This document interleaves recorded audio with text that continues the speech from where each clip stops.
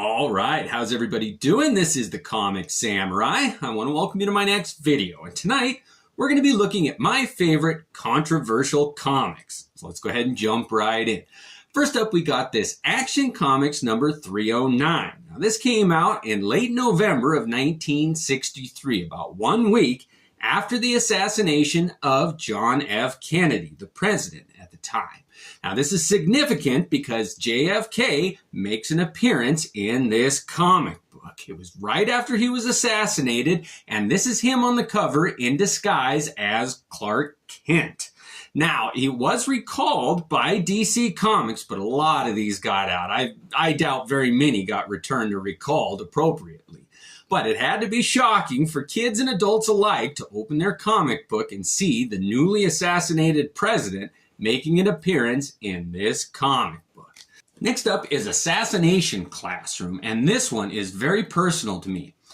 There was a recent push in my home state of Montana to ban this book. They wanted all copies of it removed from the public school libraries in my area, and I went to the meeting and heard the arguments of both sides, and I couldn't believe how flimsy the arguments for pulling this book off the shelf were. Nobody had read it who wanted to ban it. They just thought, oh, it might infringe on my son or my daughter's young, impressionable mind. And I just thought, we live in the age of the internet. Excuse me.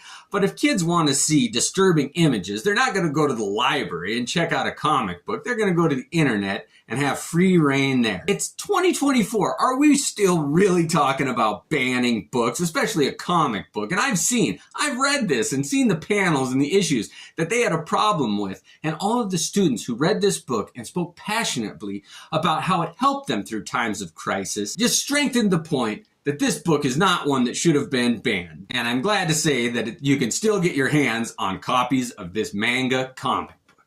Next up, we got New Mutants number 94. And I always like to feature swipe covers when I do these controversial comics, because swiping a cover is a controversial thing. You take somebody's art and you kind of just trace over it and reuse it. It's very different than an homage cover or a cover that pays tribute to a previous work of art. But I'll put up an image here of the original artwork that was done by Michael Golden and appeared in a G.I. Joe yearbook number 2 on the inside back cover. But you can tell that Rob Liefeld just used almost a tracing of that original image of Roadblock, the G.I. Joe character, in this cable image right here. And I don't know how to feel about those swipes, but it is definitely a swipe cover. Next up, we got Kazar number 1 from 1970. And when this series came out, it just reprinted some tales of Daredevil doing team-ups with other characters. You wouldn't know it to look at it, but this was a pretty controversial comic years later when somebody discovered that there was an obscenity, the F word, hidden in the cover of this comic book. Do you see it? Can you find it?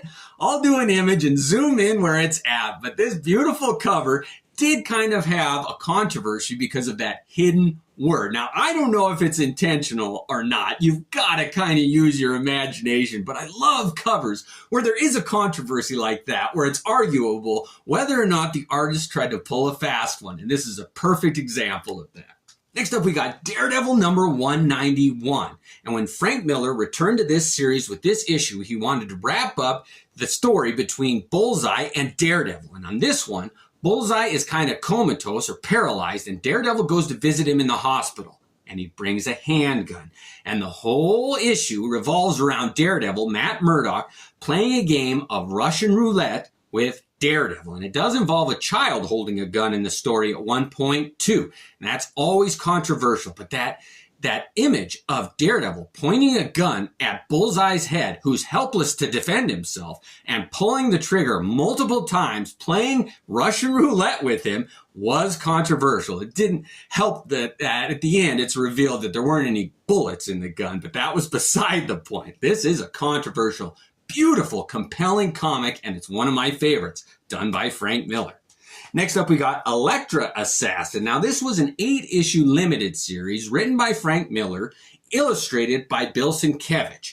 Now, this comic book was very divisive. In 1983, when it came out, there was a comic book shop owner who did go on trial for obscenity laws, and he did get convicted. Now later, that judgment was overturned, but it did lead to the formation of the Comic Book Legal Defense Fund, which was set up to help protect creators, artists, writers, and shop owners from being litigated against for having comics that push the envelopes like this series did. Now, the problem that they had with it wasn't the overly sexualization of the character or objectification.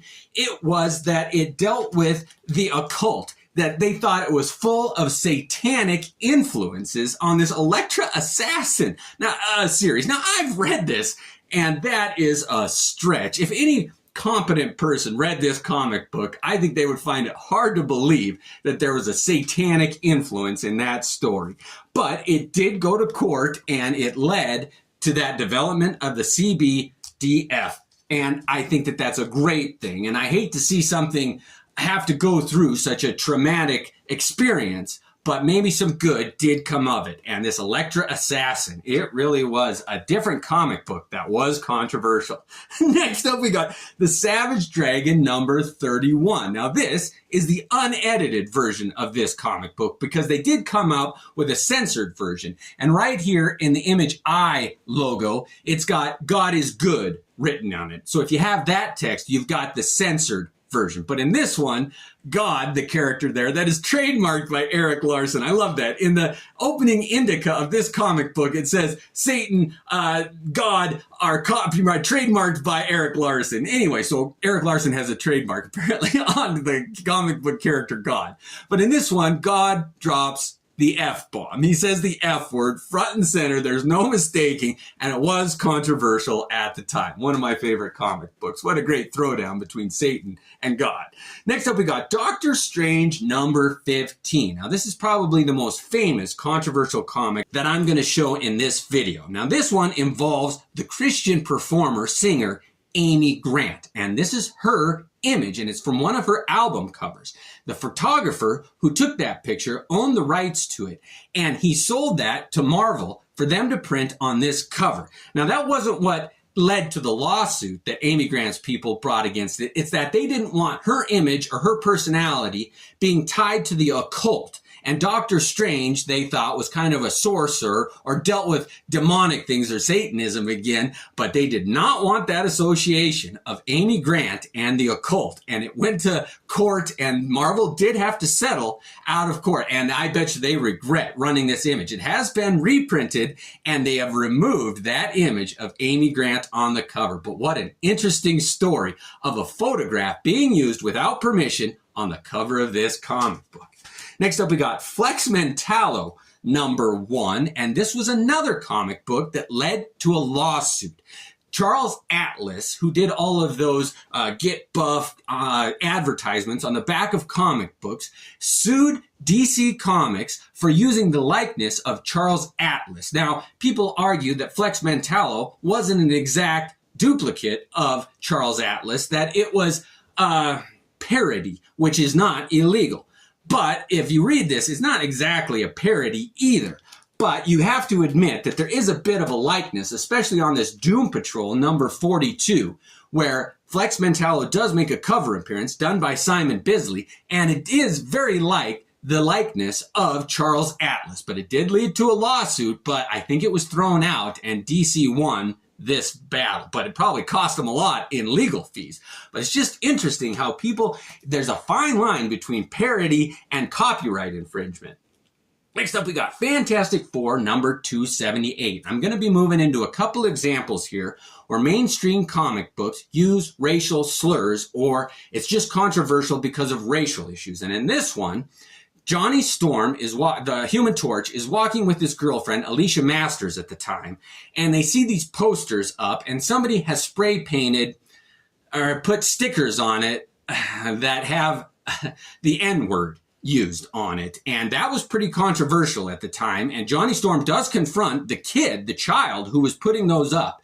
And it was just controversial that this made an appearance of those racial issues here. And another one that's infamous for that, is the Uncanny X-Men number 196. And there's a point in this comic book written by Chris Claremont, illustrated by John Romita Jr., where Kitty Pryde, Shadowcat, confronts somebody for calling her a mutant, which is a derogatory term in the Marvel Universe. And she spits back at him the N-word. And it is printed in its entirety in this comic book. And that was controversial at the time. It still is.